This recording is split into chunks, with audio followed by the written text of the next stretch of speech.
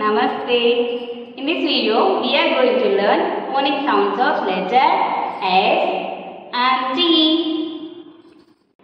Now, we are going to learn phonic sounds of letter S. This is capital S and this is small s. S sounds. S sounds. S for snake. S for snail. S for school.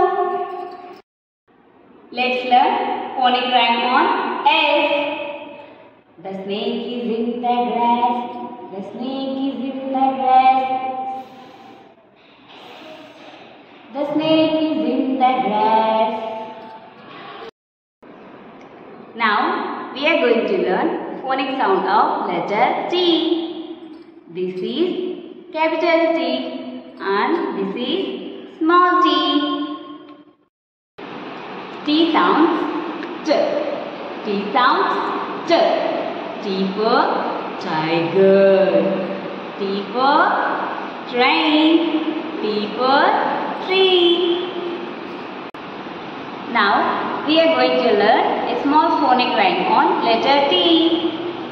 When I watch tennis game. When I watch tennis game, my head goes front and back. So children, what we have learned today? We have learned phonic sounds and phonic rhymes of letters S and T.